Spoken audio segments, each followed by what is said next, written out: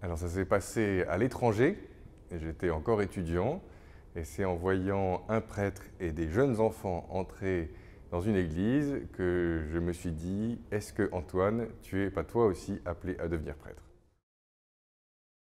Alors mon temps de séminaire, c'est vraiment un temps très précieux où j'ai pu avoir un peu deux convictions, je dirais. La première, c'est que la parole de Dieu répond aux questions que nous nous posons, que je me pose et que le monde se pose.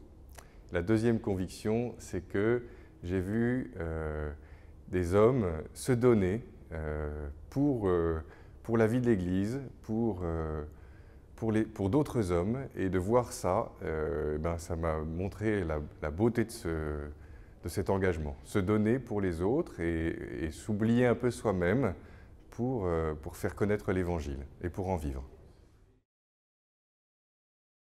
Alors, le sacrement de réconciliation est clairement au cœur de ce ministère. C'est un sacrement impressionnant.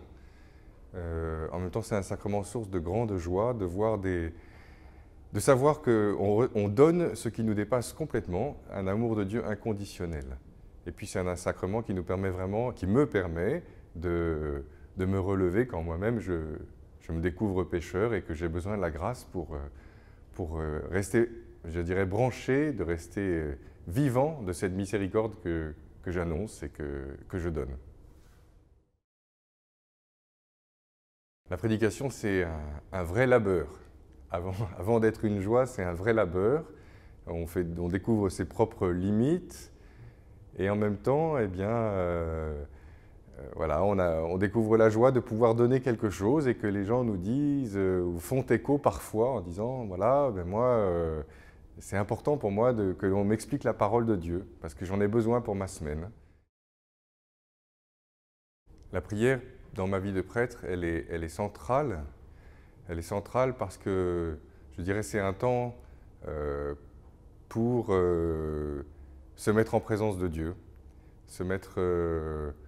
pour déposer notre fardeau aussi, le fardeau de notre boulot quotidien qui peut être un peu dense. Et il y a un moment donné où on le dépose au Seigneur pour lui confier les personnes aussi.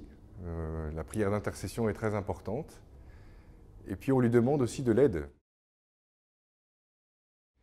Alors mes difficultés, ça serait de ne pas vivre assez en ressuscité. Et donc de ne pas pouvoir assez transmettre la joie du Christ dont il nous a dit voilà, que ma joie soit en vous. Je vous ai dit cela pour que ma joie soit en vous et que votre joie soit parfaite.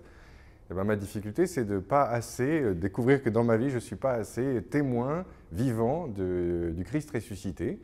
Et ma joie, c'est qu'au contraire, je découvre que par la foi, par la grâce de l'Esprit Saint qui nous travaille, qui habite notre ministère, et puis par la grâce du baptême, la vie du Christ ressuscité, la joie du Christ remplit davantage ma vie et se communique. Et je peux moi-même être témoin de cette vie du Christ dans les jeunes, par exemple, ou dans la communauté. Voilà, de voir la vie du ressuscité à l'œuvre dans la communauté ou parmi les gens que je côtoie, ça c'est une très grande joie.